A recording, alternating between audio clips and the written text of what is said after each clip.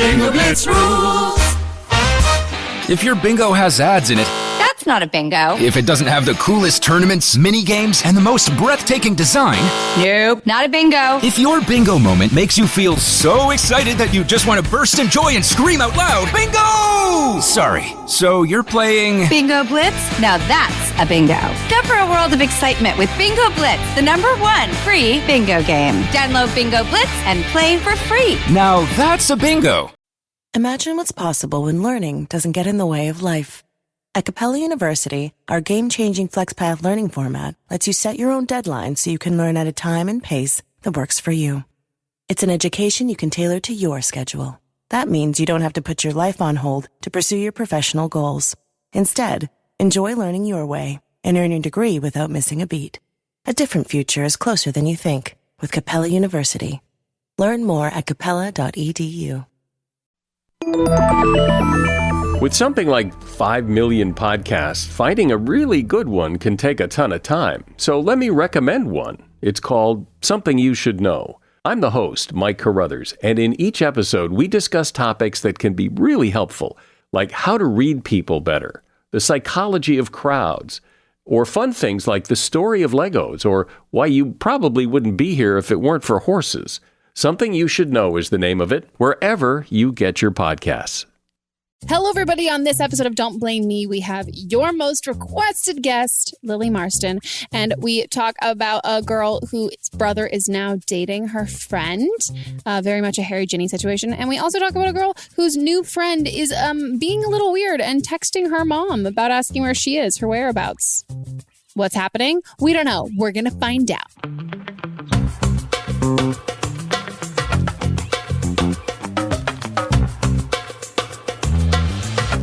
This episode of Don't Blame Me is brought to you by Casper, a sleep brand that continues to revolutionize its line of products to create an exceptionally comfortable sleep experience one night at a time. Get $50 off select mattresses by visiting casper.com/blame and using promo code BLAME at checkout.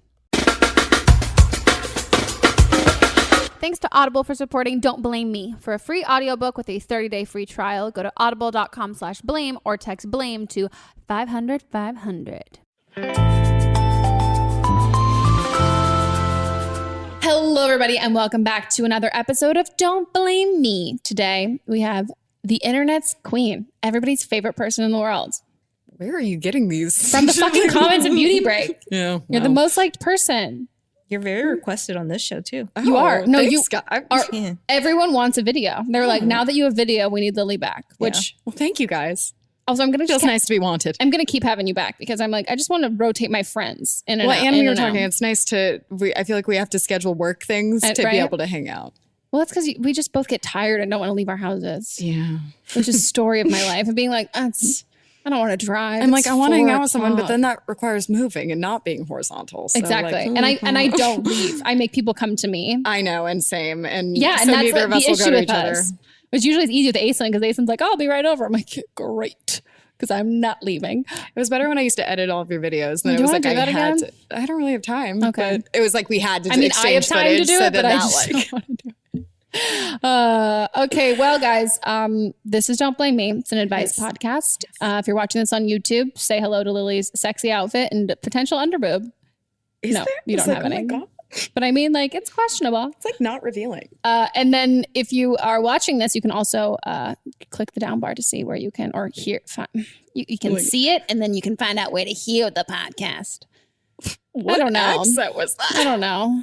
I'm getting to you. Melissa's pointing to herself. I was Include just that. waiting. Hello, me. I'm here. And Melissa's here. And your title today is Queen. Queen. I got a throne Your here. big You are ass on a throne. It looks good. I feel like your hair is kind of like a crown as well. Is it? Yeah, it looks good. Great. Crown and glory. Oh, hell yeah. So guys, yeah, this is an advice podcast, which I've said multiple fucking times. If you guys need some help in your life and you want us to give you advice, give us a call at 310-694-0976. And to all of our international listeners, email an audio file to meghanpodcast@gmail.com. And we're about to dive in and give you some truth bombs. I was going to try and sing that dive in song that people always sing when they're talking about DMs, but then I remember. Slide into the DMs. It's like, I'm about to dive in. But What I'm not. song is Never that? mind. I don't know either. Well, I'm not I going to trust sing it you because I because knew you that it know wasn't every- going to sound like that. But That you was know my more joke, pop culture but references than me. I'm just going to stop talking. Well, guys, let's hop into the episode. Hi, Megan. I'm 17, and this past summer I've been getting really close with this friend. I consider her my best friend now. And her and my mom exchanged phone numbers a few weeks ago. But if I don't answer my phone or answer her text or her calls or anything or her Snapchats or anything like that, she will call my mom asking where I am, if I'm home, what I'm doing, and she'll also text my mom repeatedly and even call her repeatedly when my mom's at work. So me and my mom are also trying to move out of our house right now because of my stepdad, but that's a whole different story. But this friend will actually, without my mom even asking or anything, like we're both 17, and this girl will actually call houses that she sees for rent and for sale, and she'll get information about them, and she'll call my mom, and she'll tell my mom about them, like what their requirements are and everything, and she just does kind of stuff like that, like over pushing her boundaries. And so how do I tell her to not really push her boundaries anymore? And like she can't repeatedly text my mom asking where I am, and she can't really call houses for sale. You know what I mean? So I have some thoughts. I think the first one is Concern. I wonder if this is because they're new friends. So I say, like overall, I say be transparent and say that it's odd, or not say that it's odd. Talk to your mom. Make your mom do it. That's me. I'm like, well, if she's texting the mom, that like, she's already talking to her. Like, I'll text my best friend's mom, but like, I'll text Sydney's mom, but it's not weird. Like, she's in my phone as like Mama Cohen. Well, a very different scenario. Yeah, no, exactly. Like oldest best friend that Also, like, granted, she's like if a mom to Sydney you. didn't text me back in high school, I would have just like called her sister and been like, "Hey, I'm coming Well, over." yeah, because that's, I think, also the difference is like, what is their relationship and how new? Because like, if it was like your best friend and they weren't answering and you like thought they were just like not answering, I would just like show up at their house. But yeah, the fact that she's calling in and saying that she feels weird about it means that like this is out of character, or this is like a new friend and you're like, oh, I don't like this. But you have every right to feel odd about it. I would say maybe she wants a family. That's, I think definitely it sounds like the other girl has some insecurities or issues that she's dealing with, and maybe she's like trying to kind of like create a home life that she can. And maybe she sees like, maybe she just really likes you and your mom and your relationship, and maybe she very much wants to have like a family like that. Or also maybe she has like a shitty stepdad and she kind of sympathizes, and she's just not, it's just coming across in like a really like weird obsessive way. Yeah. In that. But also maybe it is a weird obsessive thing and you're the only one who can know that. So I think if you tell your mom, I feel like it's totally a cop out to have the mom do it, but at the same time, she included the mom. It's not your fault. It's like, well, now the mom's part of it. Yeah. So I feel like also you could maybe get the message across less harsh with the mom than being like, hey, like you're fucking weird. Stop texting my mom all the time, and have the mom be like, hey, sweetie, like it's actually like I'm at work and I can't talk, and like we have a realtor, but I really appreciate you trying to help. Yeah, but like we don't need it. Yeah. I don't know. I feel like moms can like phrase things so it's not as offensive as like you just kind of being like, ugh. Totally, because you're like, you're an adult. You know more than me. Like I believe you. Even though like plot twist, like no one knows anything. Yeah. No one knows shit. No. And then for like the whole, if you, I think after that you should see how she responds to it, because maybe she doesn't. You know what I mean? Like maybe she's got great intentions. Then she just starts showing up at and the she house. knows. Yeah, but then if she starts doing that, then you can kind of be like, okay, I don't really want to hang out with this girl anymore. Also, you don't, even if she's having, whatever, this is going to sound controversial. Even if she's having like we've talked about this a lot. Even if she's having like a rough home life, if she's making you feel uncomfortable, or you're not, you don't feel beneficial, you're not benefiting from this friendship, I think it's worse to be pity friends with someone than it is to like not cut them out of your life, but kind of like back away so then they can find somebody who's going to be a real friend to them, not someone who feels obligated to. Because no matter what's happening in your home life, someone else's home life and all of those things, I think in order to care for that person, the best thing to do is to, I think you should always cut people slack, obviously, and give them second chances, but then also I think how people become better people despite like hardships and stuff is like when people are like, oh no, everyone goes through that kind of stuff. Like face that thing. Well, then I was just thinking like, what if you like had your friend that you would call when like something goes wrong and they just like didn't care? Yeah. I'm like, so not to say that this girl doesn't care, because I feel like clearly she does if she's seeking advice on like how to fix the situation. But like, yeah, you don't really want to spend a lot of time letting someone else invest in your friendship if you're like have one foot out the door. It's not fair to either of you. Like it's wasting your time, and it's also preventing her from finding another friend who could be that really great friend to her.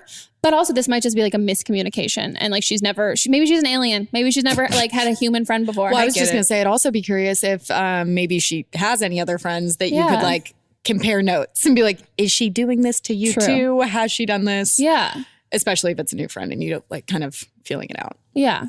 Or maybe she's an alien. Like Kyle likes wine. She has no belly button. I'm an alien, but I don't like people. So yeah. See, yeah, so it's much more normal. I think we did it. Yeah. I'm sorry. That sounds very uncomfortable. I'm also curious what happens. Yeah. So keep us let us posted. know. Okay. On to the next. So I am 23 years old and I have a little bit of a dilemma, and I would like your opinion on if I'm overreacting or if I should just leave it. So my brother is 2 years older than me, and him and my best friend have been talking for a while. Like they text, and I know that they've like hung out a couple times. And last night he actually went and stayed at her house, and I have let them know before that it just makes me really like uncomfortable. Like it's just kind of weird to me because I would never do anything with my friend's brother, or I would never do anything with my brother's friend, just because I feel like it's just kind of weird and crossing a line. And I feel really uncomfortable about it because I don't really have many friends. Like she's kind of my only friend, and I don't know, it just makes me feel kind of weird. So I kind of talked to them about it, and I told them how it's just weird that they're hanging out, and I'm pretty sure that they probably have slept together even though they said that they haven't. And I would just like your opinion on if you think I'm overreacting. Obviously, they're both adults, so they can live their lives however they'd like, but I guess it's just kind of annoying how my feelings weren't really put into consideration on how it would make me feel weird. Lily's dying to say something. I have such a good example because it's literally like this to a T, actually even similar ages. My old roommate in college, her brother's a year older, and he would visit all the time. We'd all hang out. I actually made out with him a couple times. She never cared. Your whole friend group she was so like encouraging incestual. that. But he would visit, and his friends would visit, and since they're a year apart, like, and she's a twin, so like the three of them always hung out and had very similar friends, and also like drink a lot of alcohol. So they all, and especially their friend group, very incestuous. But she started one night, they were drunk at a party, and she hooked up with one of the brother's friends, and it was like, in the morning, it was like, oh my God, it's so funny. Like, can't believe we made out, and like played it off as if it wasn't a big deal. And then they like made out again a week later. Chandler and Monica. And then they kept hanging out. And then the brother freaked out and was like so not okay with it, and was like mad at both of them, and like screaming at his sister for like, how could you sleep with my friend? And it's like literally one of his like 5 like best friends. And he really like resented it and like wouldn't let it happen for so long. But like at the end of the day, you can't really tell someone not to like someone. You can tell them not to be together, but then they're just going to resent you more.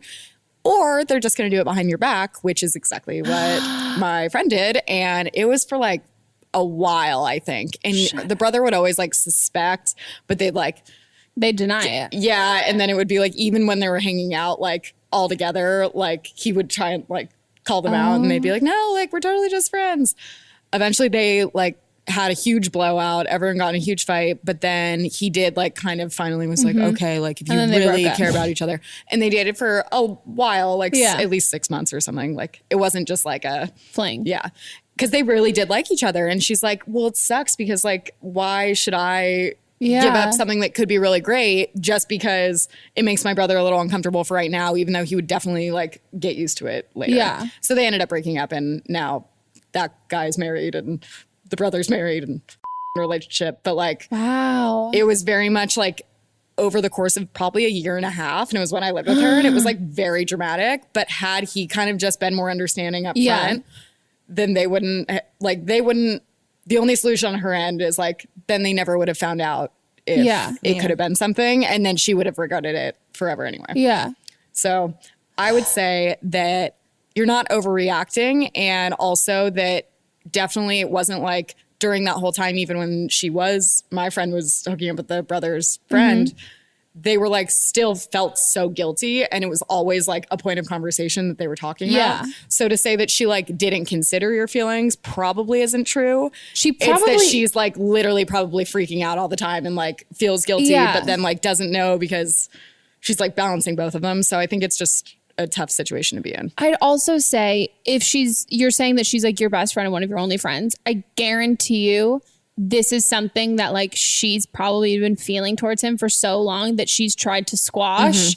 And like she probably feels so guilty, and like she doesn't want to feel those feelings for him more than you don't want her to. Exactly. Because like that it's jeopardizing a friendship in her eyes. Like if you're not supportive of it, it's jeopardizing a friendship for a relationship in your 20s, which might not go anywhere. So it's like she could lose both of you if she goes through with all of this. So I would say the considering if she's willing to even do that, then that means she must like him quite a bit. And so also the same thing with your brother. Like I would say like that is, if he just wanted to hook up with her and she just wanted to hook up with him and it wasn't like a feelings thing, they probably would have just done that. And even if it was that, I'm sure your brother wouldn't want to put you in that kind of position because like that's awkward and like isn't fun. I would also say I do feel like it's a little different for girls in the situation just because guys, this is okay, just stereotypical, but a lot of my guy friends don't talk to their other guy friends about like their girlfriends. That's like not really like, we'll talk about like, I mean, they'll talk to me about their girlfriends, but they don't really talk like guy to guy about that. And even Mott says that. He's like, no, like I'm more likely to talk to like a girl about another girl than I am with like guys. But girls, I find I'm more likely to talk to my girlfriends about relationship stuff than I am really with my guy friends. Like I'll talk to my guy friends more with like about sexual stuff. But like if it's like it's literally me, Tyler and Leo. I'll talk to my guy friends about boning. Literally. No, we'll talk about everything though. But I think like that you might feel like, oh, we usually talk about our crushes and now we don't get to because like it's about my brother. And so you feel like it's kind of limiting the things you can talk about. But I would say if you maybe can hang out with them one time and just see it, and then also like have like a serious talk with your friend about like, I think if you can tell her like if this is something really serious between you guys and you guys really like have feelings for each other, I'm not gonna lie, it feels really weird. And if you haven't seen my movie yet, it happens in my movie, The Honor List. Watch it, stream it, buy the DVD. But if you can tell her like it makes me feel like odd, but I love and care about you both so much that I want you both to be happy. And so I just really want to let you know that like for me, my fear in this is if you guys break up, are we going to still be able to be friends? Because like, that's my brother and like, he's always going to be in my life. Or also like, am I going to lose you? Like, am I not going to see you or hang out with you a lot? Like maybe she's one of those girls that hangs out with her boyfriend when she's dating someone, hangs with her boyfriend all the time. And it's like, I don't want to lose. I'm afraid that if it works, I'm going to lose you. And if it doesn't work, I'm going to lose you. And if you can tell her that, because I think there might be a part of her, the reason why they're not talking to you about it is because like they don't think you feel comfortable talking about it.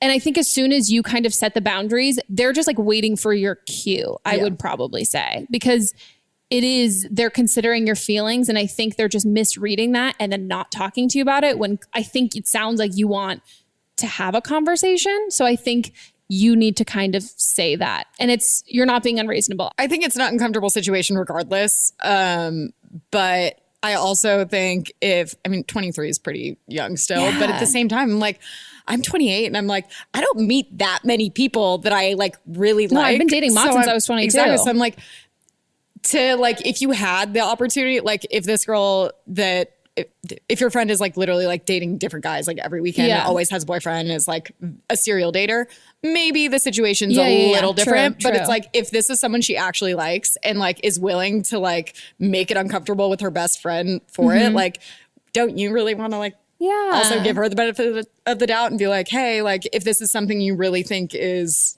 like, and then could if they get married, she could be your sister. Exactly. Me and Sydney always said we always wish she had a brother. Granted, he'd be so short. We probably never date. But her parents were always like, we wish we had a son that Megan could just date. And I could get married to. But they like Mott's. But they do. And I think also you need to consider their feelings just as much as you think that they're not considering yours. Yeah. Also, I think you've got some homework. Watch 17 again. Apparently, The Kissing Booth. What is 17 again? Why am I? Haley Steinfeld. Her best friend starts dating her brother. Yeah, I was going to say, 17 again is Zac Efron. Yeah, and when he becomes Chandler. Like a Chandler. Literally, yes, that is accurate. I want to watch that. It's a good movie. Yeah, and then watch The Honor List. So you've got some homework. And maybe just talk to your friend and your brother. Watch my movie, though, too. Okay, let's go on to the next. I am 20 years old, and I'm dating this guy. We've been dating for about 4 months now, and things are going great. We just spent the weekend with my sister and her family. It was amazing. He has a fantastic penis. Everything's great. But we started dating relatively soon after I broke up with my ex, and my ex kind of completely destroyed me as a human being, and I was left in this puddle of just tears for a solid 2 months, and I was just talking to my sister every night and crying, and it was terrible. And I learned a lot from that relationship and how shitty of a situation it was. But I don't know how to separate my ex from my current relationship, and I don't want my ex to have the power over my current relationship to completely fuck it up, because so far it's going really great. But sometimes I have to stop myself from punishing my boyfriend for things that my ex did and being paranoid with him about things that my ex did. And I don't think that's fair. But at the same time, I feel like I did grow so much from my relationship with my ex. And so I want to continue to learn from that relationship and just use all the shitty mistakes that I made in that relationship so it doesn't happen again. But I also don't want to punish my boyfriend, who has done nothing wrong, for a relationship that he had no part of. And I don't know how to do that. I don't know what that balance is. And so I'm just constantly fighting with myself to not be crazy with my current boyfriend. I don't want to say you already fucked up, but I think this, like, you're going to have to go about this in a different way because you hopped into a relationship really quickly after. Because I would say my boyfriend before Mott's, will not say his name. Really fucked me up for like a long time, to the point where I was like, I'm going to wait. Granted, like so bad. So I was like, I waited like a full year. Like, I hung out with someone for a week and I'm like, okay, 6-month break. Yeah. But like I waited a full year before I started dating again, because in that relationship, ever since I was, not to make this all about me, but ever since I started dating at like seriously dating, like including sex and stuff at like 16-ish. And so I like consistently had a guy from the time that I was 16 through 21. And like each guy progressively just got worse and worse and worse and worse. And so by the time that I was 21 and I was dating this guy, I was like, 2021. And I was dating this guy. 21. Yeah. He was just awful. Like, it was terrible. And it was a really, really, really bad relationship. And from there, I took some of the blame of being like, yes, I'm not the one who's making these relationships bad. Like, I'm dating these bad guys, but like my picker's off right now, because like I'm just accepting shitty behavior because I've gotten so used to that I gave myself a year to be like, I need to like wipe this clean. I need to figure out what I want. And I need to not just try and seek like relationships as like validation. And that's what I was doing so much, was that like I was just looking for relationships and my picker was off. And so I took a year break before I started dating anyone else. And that's when I started dating Mott's after that. Who you didn't even seek out. Who I didn't, but I had a crush on him forever. But I would say going into a relationship 2 months after one that like really wrecked you is hard. I think you need to have an honest conversation with your boyfriend and be like, hey, I'm coming into this with, I hate the term baggage, but you're like, I'm coming into this with a lot of like things that just like trigger me, like things that make me like associate with a previous relationship. And I need to learn you and know you and learn that the things that you might say and do aren't going to lead to the same things that your ex did.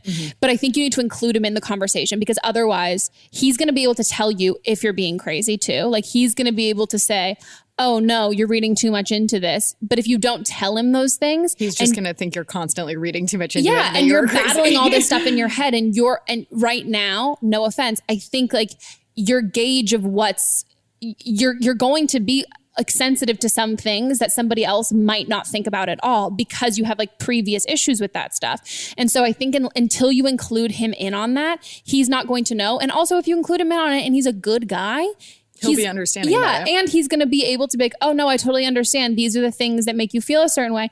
And also that applies to like relationships, or applies to like family. Like if there are just like certain, like some people have abandonment issues. Like there are like certain things that if you can like let your partner in on, it's not asking them to change something drastic about their personality, but it's like, oh, maybe it's the way I say something or the way I ask you to do something that like, I wouldn't think that this means something, but like for you, it brings up something from your past that reminds you of that. Well, and even I think she said they've been dating 4 months. Yeah. That like, that's a pretty decent amount of time to get to know someone. So I feel like if you've exhibited crazy, you probably already have. So I would say it doesn't even have to be like every time he does something that maybe reminds you of something your ex did, don't look at it like that, but maybe just have a general conversation with him. I would say up front, but a little after the fact now. Yeah. And just be like, hey, I know that sometimes I might come across as being, and then I don't know what exactly the craziness is manifesting in. If it's like you're getting mad because he's not texting you back, or if he's like hanging out with other girls or something, but that just be like, hey, just so you know, like this is where that's coming from and I'm working on it, but like I need you to know that I am working on it. So like, you don't think that I'm just crazy. Yeah. And I'd also say when you don't have to, it's not you don't have to choose between being crazy or being gullible and a doormat. And also I feel like just being crazy is an annoying term anyway, because I'm like, guys created. Yeah. I was like, crazy to who? And like, also like did he not text you back for 2 days and then you got mad? Because I don't think that's crazy. No. And also let's talk about the origin of your crazy. You're saying that you're being crazy because your last boyfriend made you crazy. So ultimately this all leads back to boys making girls crazy and then calling girls crazy. I think it's okay if you're not, you can be over him and know he's a total scumbag, but you can still be really hurt and affected by that and be not ready to bring everything that you usually can bring to a relationship. Well, and then it's especially if it didn't end like on your terms, then and you're like still kind of seeking closure, even though you are with someone already new. Then it's like, are you one waiting for the other shoe to drop? So it's like, when is this relationship going to end? Or are you trying to like kind of outdo the last relationship and trying to be like, well, this is going to be better, and then like you're just too in your head about it. You need to actually be like enjoying the time together, because that's the whole point of being in a relationship. But you just got to focus on what makes you happy right now, and like what's going to make the best. Because if you're feeling crazy in this relationship, if you're single, you might be sad, but you're not going to sabotage another relationship by bringing the shit that you dealt with in the last one into this one. And if he's a really great guy too, I think end advice would be, have that conversation with him. Tell him like this is what's been going on in your head, and include him in on that. Because also it's not like you're like, hey, I'm still in love with my ex-boyfriend, I want to go back to him. It's like, hey, I'm just like really struggling. And I recognize what I've been doing. It might have come across as a certain thing. So say that, gauge his reaction, and also not to be an asshole, but like he also might not end up being like the greatest guy ever. Like it might not be like the perfect guy ever, but like everyone comes into your life for like, I was going to say, there's relationships all exist for different reasons. So one might be a season or a lifetime. Oh my God. Pinterest. No, literally though. Listen to like your gut instincts, because no matter what, no matter how like crazy you think you are, I think like everybody's gut is like always right. And then follow what's going to make you the happiest in a year from now. And I think just like if he's doing something that you in any way can like take a step back and trace it back to like, I'm actually upset because so-and-so used to do this. Yeah. if you have to say that, then that's a concern. Like, then we need to. Totally. The only person that you're benefiting or not benefiting in a relationship is you and the other person. Exactly. So, like, if you're not really enjoying it and living your best life, then get out of it. Yeah. Okay. Best of luck. Okay, guys, we're going to go on a quick break. And this time we're actually going to utilize the break. I mean, you're going to utilize it because you're going to listen to some fantastic ad reads done by me. Hell yeah. And I, in real time, I'm going to go pee.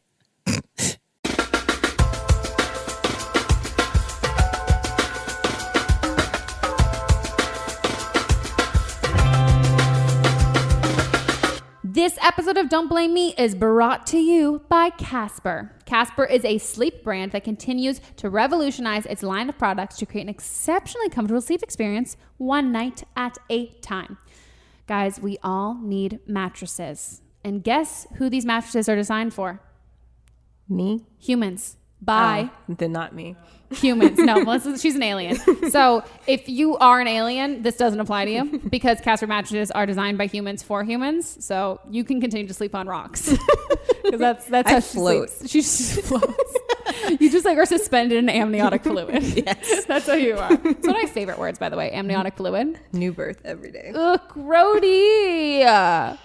The original Casper mattress combines multiple supportive memory foams for a quality sleep surface with just the right sink and just the right bounce, which kind of reminds me of Goldilocks, which is very great because I am a very picky and particular person, and I am a huge fan of the Casper mattress. I have one in my guest room.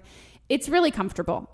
There are times where I will get mad at my boyfriend and I will sleep in there, and then my Mats will come in and then lay there next to me, and we both will comment on like, wow, this is a really comfortable mattress, and it's far more comfortable than other mattresses that we've tried. We're huge fans. Casper's breathable design, that's me breathing as a mattress. Okay, alien breathing. You don't get to contribute to this. You're not a human. They help you sleep cool and regulate your body temperature throughout the night. So if you're like me and you're apparently having, I was going to say I'm having like pre-menopause by getting hot flashes, but I think that Mats just keeps turning the air conditioning off before we go to bed, which is not okay because I wake up in a cold sweat, tangled in my tank top. But if I was sleeping in the guest room, that wouldn't happen. And guess what, guys? They're not just a mattress company. Casper offers a wide array of products to ensure an overall better sleep experience. They're made in the USA because it's a party in the USA. And guess what? Buying the Casper is easy because you get to do my favorite thing, which is order online. You don't even have to talk to anybody. And it's delivered to your door in a compact box. And I can testify that it is very compact. Aislinn and I loaded it up the stairs ourselves, 2 flights of stairs, might I add. And we unpacked it, set it all up, just us two. Granted, we do both exercise, but we didn't need anybody to help us. We were 2 strong, independent women. And Casper also offers free shipping and a free return to the US and our favorite country, Canada. Casper offers a risk-free 100-day trial. So considering that we spend a third of our lives on a mattress, if you're me, probably a little bit more, it is so important to truly sleep on a mattress before committing. It's like a relationship. You don't buy the car you first drive. That's not the saying, but I paraphrased it. And that's why Casper gives you 100 nights to try it out. Like I said, we have a Casper in the guest bedroom, and it's incredibly comfortable. One time we're going to have Aislinn come on here because she sleeps on that at least once a week when I force her to sleep over. Get $50 off towards select mattresses by visiting casper.com/blame and using promo code BLAME at checkout. Terms and conditions apply, and that's $50. $50 guys. Towards select mattresses by visiting casper.com/blame and using promo code BLAME at checkout. Okay, guys, today's episode is brought to you by Audible. And if you have watched my YouTube videos for a good amount of time, you might know that I'm a huge fan of Audible. As somebody with ADHD, it can be really hard to read a book and sit down and find that time. But I love cleaning my apartment, driving in my car, and listening. And if you're listening to like the podcast, guys, you like to listen to things already, so why not listen to a book? And audiobooks are fantastic. They are so great for you to learn how to do new things. They can be self-help books, fiction, nonfiction, anything like that. And Audible is offering a free audiobook with a 30-day free trial for you guys because they're awesome. So if you want to listen to it, I can promise you it's probably on Audible. Just go to audible.com/blame or text blame to 500-500 and browse their unmatched selection of audio content Download a title for free and start listening.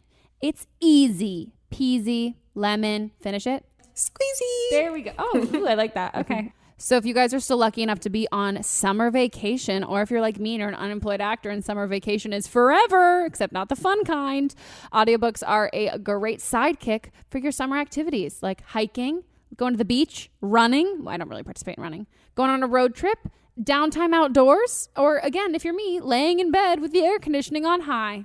Audible has the largest selection of audiobooks on the planet. Can't promise that Mars doesn't have more, but I mean, we don't know about. Can aliens read? I bet aliens can read. Yeah, I can read. True. And she is an alien, everybody. So I just finished listening to the Bachelor Nation book by Amy Kaufman. So if you guys are a fan of the Bachelor franchise, this book was very interesting. I have only recently gotten into The Bachelor, but this book is written by someone who has been close ties to Bachelor Nation. She was a reporter, and I mean, she's still technically a reporter, and basically dives deep into like behind the scenes secrets of like how everything works. So if you're a nosy person and you like want to stalk things, I feel like you would really like it. I was very, very into it. I just finished listening to it on the airplane I was on, and there were definitely a couple of girls when I was going through airport TSA who saw it on my phone, and they were like, oh yeah, definitely other fans of Bachelor Nation.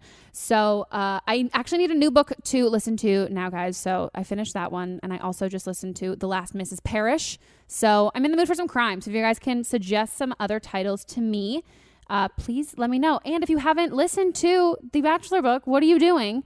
You can listen to it on Audible. One of my favorite things about Audible is it lets you listen to your books on multiple devices. So if you want to listen, or like me, like if I'm on the plane, I'm probably listening to it on my iPad, because then I'm also like, you know, like playing some games on my iPad at the same time. But then if I'm walking around, I'm listening to it on my phone, and then I can listen to it on my phone when I go home, and then it can play on my Amazon Echo. So it'll sync up all there, so you don't have to like go through and figure out what spot you are at. It syncs the entire time, which is great. Saves you time, which clearly I like saving time. So guys, like I said, Audible is being amazing and giving you guys a free audiobook with a 30-day free trial at audible.com/blame, or you can text blame to 500-500. That's audible.com/blame, or text blame to 500-500. Get you some books, make you real smart, make you real intelligent, and have conversations with people about things, even if it's The Bachelor. Ooh. Harmony. That was fantastic. Fifth Harmony who? Kidding, guys. I love them. Okay, everybody, we're back from our break. I've got big dick energy. I've got medium dick energy. Melissa made me move. It's the like fourth time she said that. Well, I do. I just want everyone to know that I have big dick energy. Okay, so we're going to hop back into the calls. Hi, Megan. I love listening to your podcast. So I'm 22, and while my boyfriend is the same age as I am, he is a year behind me in school. We had met before at college, but we really started talking after we matched on Tinder this past April. And we quickly started spending lots of time together, and our feelings got very real and very serious really quickly. What maybe was just going to be a short fling, my last month in college, ended up with us both falling in love with each other. My boyfriend's a great communicator. He's great at showing me how much he cares for me and how much he loves me, and he's someone I can see in my future. But in June I graduated, and in July I moved across the country for graduate school, while my boyfriend still has one more year at college. I love him and I see a future with him, but I also want what's best for him. He's talked about moving to where I live after graduating and finding work here. But I'm uneasy with him making plans when we've only been dating for 3 months and we're just about to start our long-distance relationship.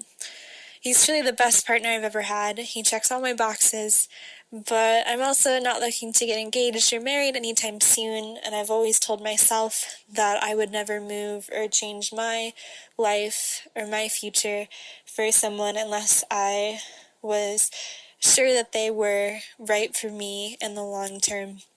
And because of this, while I'd be so excited and happy for my boyfriend to move here in a year, I'm worried that this could change what he wants in his life, what his future might be, what his career goals are, and if things weren't to work out between us, I would feel quite bad. So I'm interested in your thoughts and any advice you might have. Well, she's contradicting herself. I know. I was like, I can't tell what to think about that because on one hand, I'm like, oh, you sound so sweet, because it sounds like she's like, oh, I really care about him and I don't want to, and I see a future with him. But also that she like doesn't want to like interfere with what his future could be. But also I'm just like, is that an excuse because you're just like nervous? Right, because he's the one that wants to move. Yeah. So he's not asking you to move. Yeah. My thing is I think you said in the call that you see a future with him. And then you also said that you wouldn't move with someone that you weren't positive you could see a future with. And so for me, I think this is kind of one of those cases of a really great relationship that like you really, really like, you love him and he's great and there's nothing wrong. And like you're talking, he's a great communicator. Like you really love all of these things about him and it's great, but it just might not be it. And you don't want, you know what I mean? Like like you can have a great relationship and there can be nothing inherently wrong with it. And you can want to stay together, but then also be like, but I don't necessarily see us spending the rest of our lives together. And I think like I don't know. I think if you like, so let me just to put this in like what I'm going to burp. If you have anything to say it now. Oh my God. I would say, oh God. Oh my God. Are you like, what did you? Carbonated. Okay. I'm back though. Or do you want to keep going? Well, I was just going to say that it could be that she does see a future with him, but like 3 months is like real quick. So maybe it's just like she sees a future with him, but like a year future. In her head, what she meant by like moving or like changing her life would be like someone that I've been dating for years that I know I'm about to get married to. Yeah. She's like, obviously, I think she seems like very into this, but like it's 3 months. Like, yeah. Like a future lot. For that but could be a year. If like, he's moving in a year. Like a year's a long time. Yeah. Like so. He doesn't first of all, maybe we didn't have to like bring that up. Exactly. Like, he doesn't have to plan that. It was like rookie move on his part. But I like maybe that's like an idea that you're throwing out there, but you like say that like I don't want either of us to like. I don't know. Well, I think we talk about on the podcast a lot of like long distance only really works if there's an end game. So maybe you implored that advice, but maybe that's kind of it, is that to try and make it seem like the year's going to like the distance is the long distance is worthwhile is because he's saying like, well, I'm going to move there. So there's an end thing. Yeah. What I would say is I think it's really hard to make that decision at that early on in a relationship, because no matter how much you like somebody, there is the logic sense of your brain that is like, this has only been this amount of time. Like I can feel all of these feelings, but I don't know how I'm going to feel in that time. But I would also say if there's a gut part of you that's saying like, I don't know. There's a difference, I think, between like the gut part of you who's like, oh, I don't want to like ruin his life. And then the part of you that is like, I know deep down, as much as I really like him, he's not it. You have to. Yeah, if the concern is that you don't want to ruin his life because like you deep down you're not totally sure, so you don't want him to commit and be sure and then have him get there and be like, ooh, never mind, go away. And then like have his whole life be off track because he moved there for you. Well, I guess another question would be like, where did she say where they lived? No. That like, if it was somewhere like LA or New York, like where maybe he was like potentially going to move there anyway. Yeah. If it was like he had career opportunities that he would pursue there anyway. Yeah. But and you can maybe just align kind of plans. But like if he's literally like moving across the country to something like Wyoming. Yeah. Well, I mean, I don't know. Or it could even be like New York. And then it's just if you never were planning on it, be like, well, now I am. Yeah. I get that. And I also get like not wanting to put all the eggs in one basket because you don't want to let someone else down. Yeah. I would say, first of all, just say like, I would say to him, it's not a decision you make at 3 months. Yeah. Just be like, I really love you and I really care about you. And I really think we should like I want to make sure that neither of us are committing to something that like a year from now, I don't want you to have to rule out jobs post grad because of this. Like, I think we should this doesn't mean I don't want to be with you and I don't want you to move here, but I want to keep the options open because like, what if you end up getting a new job that moves somewhere else? I was just going to say, or what if she was down to like move to another place for him, if he got a cool job, if like in a year, the relationship was much further along that you were willing to make that kind of decision. Yeah. So I would say assure him that you not wanting to agree to that isn't that you don't think that you don't want to be together after a year, but just about how you don't know where you're going to end up and you don't want either of you to be making decisions based on like a year in advance based on the other person. It's like putting unfair expectations on the relationship when it hasn't even had the time to, you know what I mean? Like in everything else in that city, like you're planning for something that's a year in the future where there are all these other factors that could influence that. Which, not to mention, graduating from college is like the scariest time ever because you're like, wait, what do you mean that I like have to be a real adult now when like everyone is like, go to college and then your life will be great. And then all of a sudden you're like, wait, they lied. Yeah, he might need to move home to like save money and like that his like the idea that he's gonna move somewhere and find a job post grad, like that's hard to do. It's hard to find a job. There's a lot of personal factors at play as well. Yeah. So like throwing in a new relationship where then you're suddenly like committing to something really far in advance just feels like setting you both up for a mind fuck. But I think that even if you wanted to set a time to be like, hey, like I think that this is going great and I think we should keep doing long distance, but like maybe we push the move-in conversation to a little closer when it actually makes sense. Yeah. Like, and you can even say like, I think we should wait and like play it based on the fact that you've already graduated and been like, so I felt like I started like really like looking for jobs and things I was going to do post-grad around like whatever month this is. So I think that we should wait until then. So you could like, so you have had those conversations with employers and all of those things. So then we can really plan for something that is closer in the future as opposed to planning for something that maybe we're going to wait till this time planning and like you get an amazing job offer somewhere else and like maybe I want to move there. The only alternative would be if this phone call was actually your way of like putting it out there that maybe you aren't as into the relationship, but you kind of are looking for someone else to like give you the okay to not be. Because you did mention like he checks all the boxes and he's like really good at communicating. But the way she those are said all it, things though, that like, so on paper, he's great. Exactly. The way she said it was missing like, that thing that you would like, yes, move across the country. Well, because I would also, not to bring this to me, but like Mott's and I have had this conversation where if like I booked a job in Vancouver, like I love the what if game and he fucking hates it. And I'm like, what if I booked it? Like I could have auditions all the time or like callbacks for things that shoot in Vancouver. And I'm like, what would you do if I like booked a job in Vancouver? And he'd be like, well, depends on how long you're there for. If you're there for longer than 6 months and it's like a series, like I'd move. And that is like without it isn't like a question kind of a thing.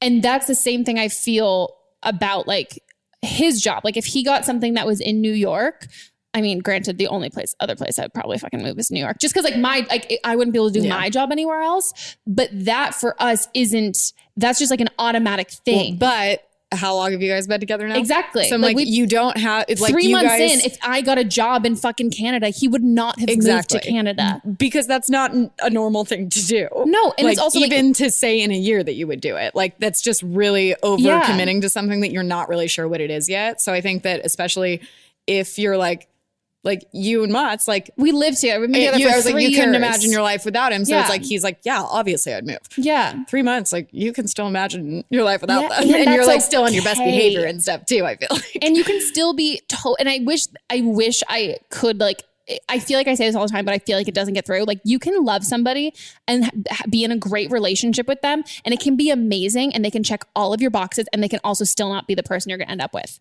And that's fine. Like it's not you being picky. It's not it's not like, oh, I'm never going to find this person that is everything that I ever wanted. I don't really believe in like sparks and like destined to be together, but like you can have great relationships and they can be amazing and they can also just not be the end game. And I think knowing that like enjoying this time while you guys have it together, if this isn't who you're going to end up with, like enjoy that. And then also know as long as he knows what you're feeling, he can make his own decisions about moving. Yeah. Cause you're not moving. Those are I don't know. So we don't know your relationship. So it really could go either way. Either I think push the move talk further down so you can both like Postpone not stress that. about anything, or really take a hard look at the relationship and see if it's something that you. And a year out, that's a lot. Like things might just work themselves out with themselves. Okay. On to the next. So I've been with my boyfriend for 4.5 years, and we're both 21 now, and just graduating our undergrad, and we are pursuing grad school after this as well, and we'll probably be in school for quite a bit of time. We've been together since grade 11. So here's where the issue comes in. We're both from extremely religious Muslim families where you're not allowed to have relationships with males or females. So yeah, we've been kind of hiding it for the past 4 years, and it's been a lot. His family knows a bit more because guys have a little bit more leeway and things like that, but females have none at all. So I actually haven't spoken about it. So we are considering getting engaged next year, or in the next few months, basically. But we have to tell our parents first. And for him, this isn't really an issue because I've met everyone in his family. They know we're best friends, and that's just how they see me as. And his siblings know that we're together. But for my family, the only time they've heard of him is when they accidentally caught us in grade 12 right before prom, and they asked me to break up with him and end that relationship, which I clearly didn't. So now I've been lacking the nerves to bring it up. I'm hoping to bring it up this fall around September or October, but it's difficult for me because I'm afraid that if I mention it again, they'll remember him from grade 12 and they'll think I'm a liar, and which I have been lying, but I don't want anything negative to come out of this, and I just don't know how to approach them with this entire story. And I know this would have been so much easier for me to do if they hadn't learned about him before, because they would be extremely happy. They've always said, oh, we want you to get married young, and they really like that. And I'll be in school for a while, and I really want to settle down with him. It's really difficult to live my day-to-day life because I'm with him every day at school, around the area, and I always have to like sneak around, and I just don't have that type of flexibility in a relationship, and it gets me anxious. So I was just wondering if you know how I should like approach my family personally. It's just my mom and dad. My siblings don't really care. I guess I have a few questions. Is he open to changing his name? Literally, that was the first thing that popped in my head. And I was like, oh no, you don't want to lie anymore. Yeah, I know. I was like, why does he just change his name and pretend you guys met? Literally, like just get a new haircut. Maybe did they recognize him or did they just know about it? So like, why would it be okay if she just met him recently? Like, what is there an age that it's like now that it's appropriate? Well, I will be the first to say that I'm not that educated on. I have absolutely no idea. Yeah, we're not just super educated on the like specifics of why, and I'm not sure if that's like your family thing or if it's like a Muslim thing in general. If there is an age. So it might even be 18. Yeah, totally. Or maybe it is just the fact that like she wasn't allowed to date in high school and they were dating in high school and they caught them and she was said like, you have to break up with him. Other than that, I mean, that's hard. Well, there's only so much you can do. I mean, talking to them and just trying to like really explain it to them, I guess it's hard to give any real insight with that because we don't know your parents. Yeah. I would say like this is the guy that you want to spend the rest of your life with. And I think any sort of like negativity that you might get from your parents is just going to be like a small blip on like the rest of your guys' lives together. And even if you're saying like they want you to get married young, they like love the idea for you. And the only thing that would make them feel not okay is the fact that you had said you'd broken up with him when you hadn't. I think that's something that even if they are angry in the moment, they're gonna get over. Because like if he's like a great guy and this is what they want for you, just not how they specifically wanted it to go, like in their heads, I think you just the more honest you can be now, I think is the best, because I get the lying thing. I would have totally done that, not shitting on you for doing that, because that's exactly what I would have done. But if anything, I think it also probably shows your parents how serious you guys are. That like you have still been, because now it has been years. Exactly. It's not like this was like, oh, we were hooking up before prom. It's like, no, you clearly very much care about each other. Yeah. And I think also not broaching the subject again with your parents until you're like, we want to get engaged, I think also shows them like, I very much felt really guilty for doing this. And like, I really care about your approval and I really want that. Mm-hmm. So I think like ultimately, I think they're going to want you to be happy. And I think even if they don't react, they're not like crazy excited right off the bat and they're like a little bit disappointed and upset, I think that's going to go away. And that's, I guess, like maybe definitely don't like wait to tell them until after you're engaged. Mm-hmm. I think, as Megan said, like approach it as like, I really value your opinion and approval, and have felt so guilty for years, and we really want to take the next step in our relationship, but we feel like. Do it first, just you. Don't bring him first. Right. Because no. That's just uncomfortable for him. So I would have that conversation with your parents. I would say don't, unless any of your siblings can be on your side. That was going to be my follow-up, is that how old are your siblings, and if they had any kind of experience like this? Like, do you know how your parents are going to react from past experiences that you're basing it off of, and that's why you're scared? Or is it kind of like the unknown is even worse? Yeah. Or like, are your siblings going to be like a good support system who understand? And then also if your siblings live at home, maybe if you talk to them beforehand, so then you have that conversation with your parents, and then they can like be on your side. They can do the follow-up with them. And then I would say let your parents have a reaction and listen to it, but then also focus on your happiness, because ultimately they want you to be happy. And sometimes it might manifest itself in a way that they pictured it. And if it's not going the way they pictured it, they're not going to think you're going to be happy, but you obviously know yourself better than anybody else. And don't at all, not that I'm saying you're going to do this, but just don't let your boyfriend become a pawn in it. Like, don't, like, if they like react badly and you're like, no, let me prove it to you, I'm bringing him over. Like, don't do that. Don't let him walk into that. Their opinions aren't based on any actual facts about him. Exactly. They don't know him. So maybe leave him out and just get them to understand the entire scenario as a whole, rather than that you're in love with him. And you guys they've been together for so long. Which, especially if that's like also probably, I would assume, her only boyfriend. Yeah. Which like is another big thing to. Cute. I know, it makes me sad.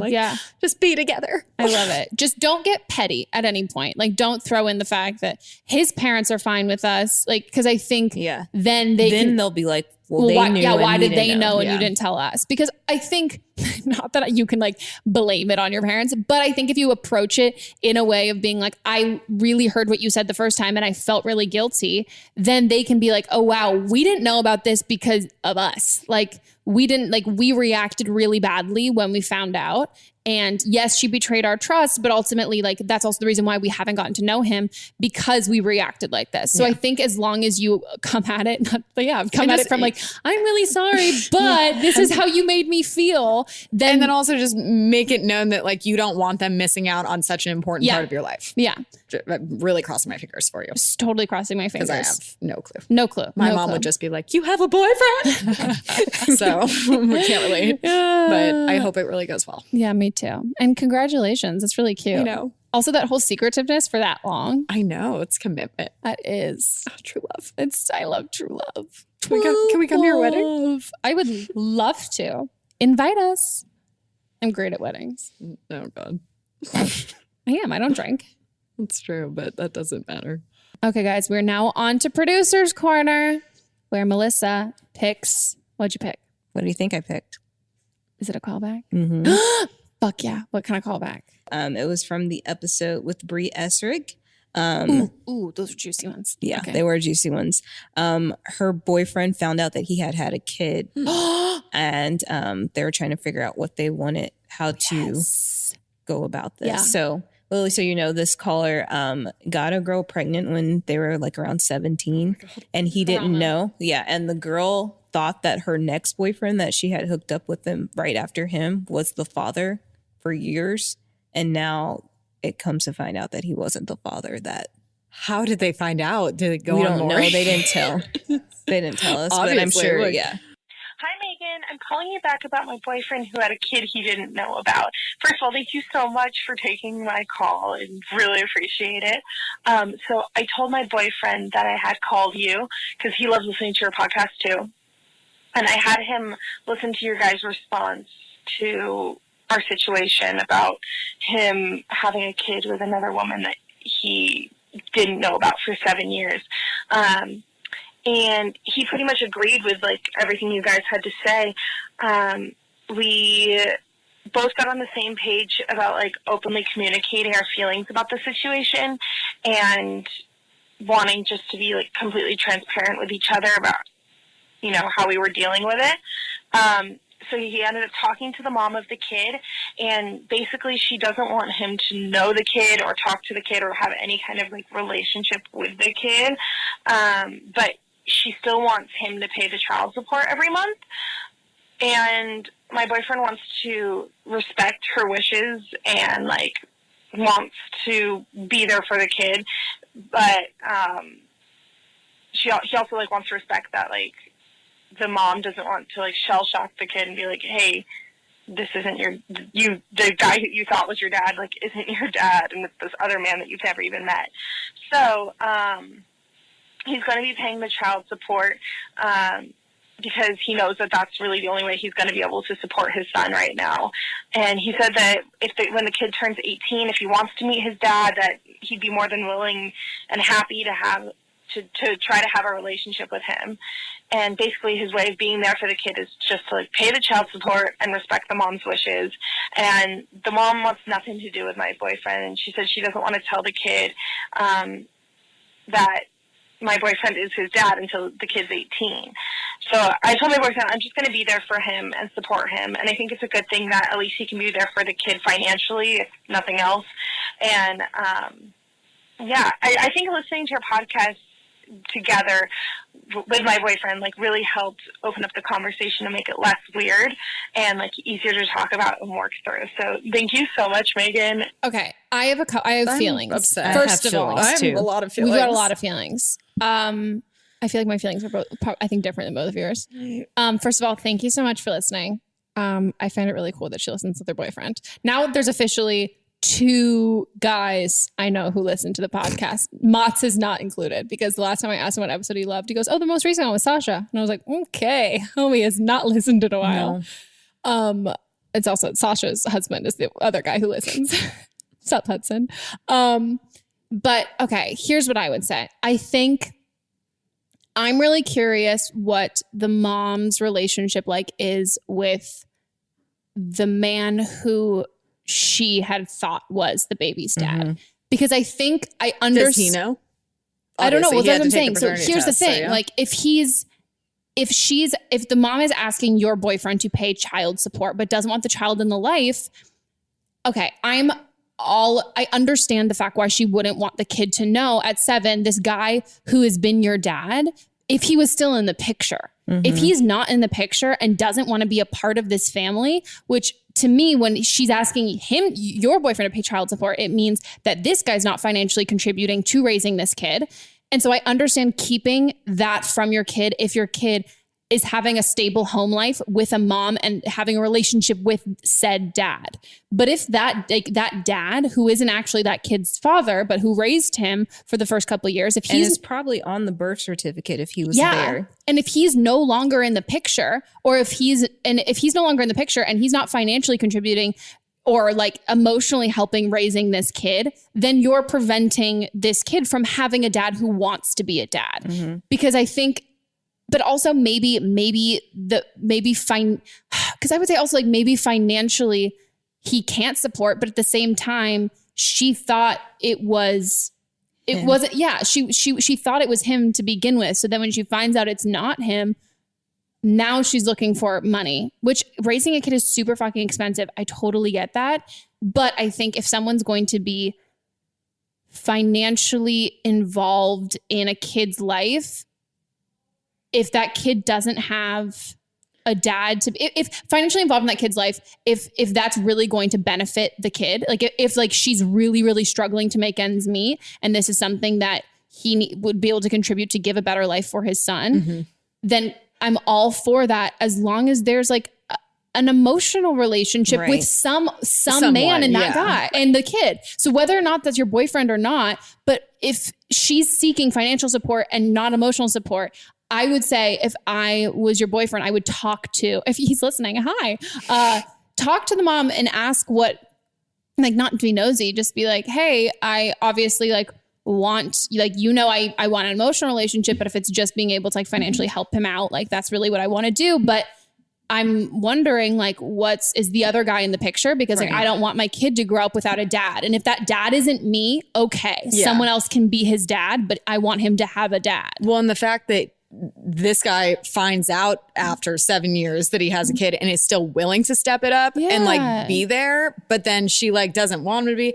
I do get that it's obviously a huge shell shock for the kid. Totally. But also like 7 is young, but it's not that young. Yes, I remember I seven. had some weird, I had like bad family stuff going on when I was 7 that I very much remember. And yeah, it was unfortunate, but I was like, this is at least the more fortunate side of an unfortunate incident. Yeah. So it's like, yeah, maybe she didn't know who the dad was and there's some confusion, but I'm like, if he could have 2 amazing dads. Totally. Right. Like And that's way more than most kids have. So I think he'll be more scarred if he finds out when he's 18. that everyone's been lying to him for that Yes. long. The Like sooner- this, you could at least like, and I feel like you're younger, you bounce back faster. You bounce back faster. He could just be introduced as like a family friend. Exactly. Exactly. It was like uncle or introduce him something at like- least at first just Yeah. into the lot. Like, and that's even like the fact that the mom is so adamant to not have him in the life at all until he's 18. And also like, how do you even then give him the option at 18? Because at this point he doesn't know that that's not his dad. Yeah. And also my fear too is that, not that I'm saying that that other guy isn't a stand-up guy. He might be, but his tie to her, besides their relationship, was this kid, and this kid is now not his. So the likelihood that, like, what happens if like that guy gets pissed off one day and tells the kid, like, I'm not your dad? Like, how fucked is that to potentially hear that from him as opposed to hearing it from your mom? And I think like 7 is really young. There's like terrible things that happen when you're 7 that you remember, but there's also a lot of stuff you don't fucking remember at being like 7 years old. So I think that what you have to do is, I think it's her responsibility to also like tell your boyfriend, hello, sir, like find out if this kid has a dad. And from there, How involved he is. Yes. And then also I would say be persistent. That's like with the mom, because I think she probably feels, not to put feelings in her mouth, she might feel embarrassed. She might feel like a little bit of like slut shaming of being like, I didn't know that I thought this other guy was my kid's dad this whole time. And she might feel embarrassed and feel slut shamed, which she shouldn't at all. And so I think if you can show your support for not only the kid, but also for her, and be like, I'm really sorry I wasn't around and I didn't know. If I had known, I would have like really wanted to been a part of the kid's life all of this time. I guess that's also another question to bring up is like, what was their relationship like and how did that end? And is she just like kind of almost taking it out on him, like if it didn't end well, and like not letting him be a part of it? Cause like if he's willing to step it up, and then like, I don't know, I feel like even if he was like maybe financially supported for a while, and then like with the potential that maybe in 6 months they could have a conversation again, but to like full on cut it off and be like, no, you are not seeing him until he like until 10 years from like, now. Like, no, like that's not and realistic. also not to be a cunt, you can take him to her to court for that. Like ultimately, like if you're going to be giving this kid money, you have visitation. You right? do. Yeah. And unless there was anything like super dramatic, like she can't be, and that's the issue. We don't know her situation. Like if it's she desperately needs the money, and maybe the other guy is in the picture still as a dad, but they're not able to financially support the kid. Or maybe they're fine and it would just be nice. Exactly. Like, so, but then I'm like, if it would just be nice, then like, no, you don't get to take the money and then also cut him out. I don't know. It seems like he he wants to be involved, and he's settling and for this. He's willing to do whatever, and then she's just like cutting it off. It seems like maybe she needs to give her a little bit of time to like come to terms with what's going on. But and be there. I play the game a little bit, like be there for her too, not just for the kid, and play into that aspect of being like, I'm so impressed with how much you've been raising him. Like you've done an amazing job. And I don't think that I want to become a part of that. Just like really I don't show want, that he's there. That she's done a great job and that he's not coming in here trying to like white horse take any of the situation or be like bond with the kid more than her and take full visitation and all that stuff. I think in a world where so many kids either don't have parents or have bad parents or just have like not great home lives, to deprive a kid of willing and able that is very much willing and like wanting to be a part of their life, and like you have someone that cares about you and you just don't get to. Yeah. And that's also just going to make him resent his mom when he turns 18. He'll find out eventually. Yeah. So I would say just stick around and be persistent. And then if she's not being receptive to that, just say like, well, at 18, what? He's going to find out that you've been lying to him all of this time. And then is the 18 like an actual thing that she's suggesting, or is it like pushing it off until like everyone kind of like? And I would say until he needs a kidney, right? Exactly. Like, until everyone forgets about it. Oh wait, that's not going to happen. Yes. Let the kid meet his dad. Also because emotionally unless we know that she's been struggling financially prior to knowing that this was the dad. Also, why did she just do a paternity test now? That's what I was like. How do you just find that out 7 years in? Like, because that to me sounds like they broke up. I mean, it could be like maybe they went to the doctor and found out that they weren't the same blood type or something. Like, I feel like there's always weird things that like sometimes people find out that they were adopted for some reason. Wow. So dark. People find out in weird ways that typically medical, but I don't know. Yeah.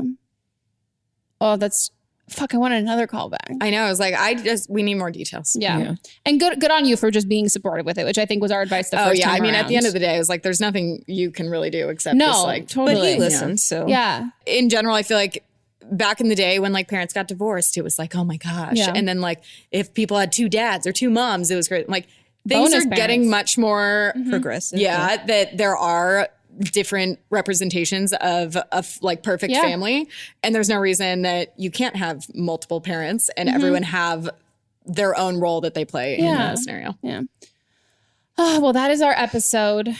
Thanks, Lils, for being on. Thanks for having me. Oh, I'm gonna burp again. Oh God. This is why I can't drink carbonated beverages. Just like went through something. Smells. I'm glad we're sitting kind of far apart. You're welcome. Thank you guys so much for listening or watching this episode. If you're listening, you can catch it on YouTube. And if you're watching on YouTube, if you click the down bar, not only can you find our socials on there, but you can also find out where you can get the podcast directly to your phone or your ear holes. And Lily, where can people find you on the internet? At Lily_Marston. On all of the social medias. On the social medias. I hope you guys like this episode. If you want to call in, if you've got some things that you desperately need advice on, leave us a voicemail at 310-694-0976. I'm crushing it. I know it so well. And for our international listeners, email an audio file to meghanpodcast@gmail.com. And we'll have Lily back on soon. Okay. Hell yeah. Okay. Oh, fuck. I keep hitting my teeth. The third time. I think it's the fourth, honestly. Like, are your teeth just big? They are. They go out this way. Yes. Yeah. They wanted to give me jaw surgery. We talked about that. Whatever. Okay, guys. Well, we'll see you next week. Goodbye. Bye.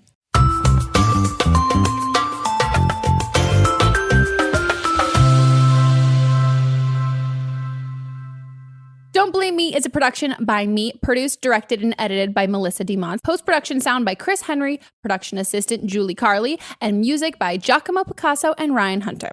I'll see you guys next week, and don't blame me if your life, completely fucks up before then. Oh.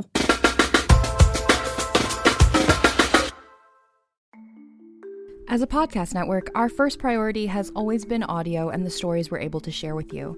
But at Realm, we also sell some pretty cool merch, and organizing that was made both possible and easy with Shopify. When you think about successful businesses like Aloe or Allbirds or Skims, an often overlooked secret is the business behind the business that makes selling and, for shoppers, buying simple. For millions of businesses, that business is Shopify. That's because nobody does selling better than Shopify. It's the home of the #1 checkout on the planet. And the not-so-secret secret that's definitely worth talking about is that Shop Pay boosts conversions up to 50%. That's more happy customers and way more sales going. If you're hoping to grow your business, your commerce platform better be ready to sell wherever your customers are scrolling or strolling, on the web, in your store, in their feed, and everywhere in between. Businesses that sell more sell on Shopify. Upgrade your business and get the same checkout we use with Shopify. Sign up for your $1 per month trial period at shopify.com/realm, all lowercase.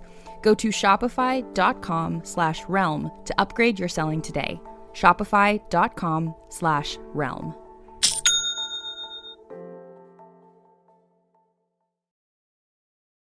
What's up, everyone? It's Noah Daniels. Hey, y'all. I'm JJ. Hey, guys. It's Kat. And we're your hosts of the Real Hauntings podcast, where we bring on guests who share their first-hand encounter ghost stories and supernatural experiences. Now on to the trailer. I've been warned to not tell this story, but I think because of the way it ends, it's okay to tell this story, because some people say that with certain entities, to like speak of them or talk about them or in any way like portray them as powerful will attract them to other people. The creepiest thing about it to me is a lot of times it would wait for me to notice it. Like it would just lay its arm out like this, and then I'd be like, where is it? Where is it? And then I'd see it, and then it would just slither back. For more information on the Real Hauntings, Real Ghost Stories podcast, make sure you check out real.fm to learn more about our podcast and many other amazing podcasts. Hi, I'm Jennifer, a co-founder of the Go Kid Go network. At Go Kid Go, putting kids first is at the heart of every show that we produce. That's why we're so excited to introduce a brand new show to our network called The Search for the Silver Lining, a fantasy adventure series about a spirited young girl named Isla who time travels to the mythical land of Camelot. During her journey, Isla meets new friends, including King Arthur and his Knights of the Round Table, and learns valuable life lessons with every quest, sword fight, and dragon ride. Positive and uplifting stories remind us all about the importance of kindness, friendship, honesty, and positivity. Join me and an all-star cast of actors including Liam Neeson, Emily Blunt, Kristen Bell, Chris Hemsworth, among many others, in welcoming the Search for the Silver Lining podcast to the Go Kid Go network by listening today. Look for the Search for the Silver Lining on Spotify, Apple, or wherever you get your podcasts. Do you love Disney? Do you love top 10 lists? Then you are going to love our hit podcast, Disney Countdown. I'm Megan, the Magical Millennial. And I'm the Dapper Danielle. On every episode of our fun and family-friendly show, we count down our top 10 lists of all things Disney. The parks, the movies, the music, the food, the lore. There is nothing we don't cover on our show. We are famous for rabbit holes, Disney-themed games, and fun facts you didn't know you needed. I had Danielle and Megan record some answers to seemingly meaningless questions. I asked Danielle what insect song is typically higher pitched in hotter temperatures and lower pitched in cooler temperatures. You got this. No, I didn't. Don't believe that. About a wish coming true? Well, I didn't either. Of course, I'm just a cicada. I'm crying. I'm so sorry, Jiminy. You win that one. So if you're looking for a healthy dose of Disney magic, check out Disney Countdown wherever you get your podcasts.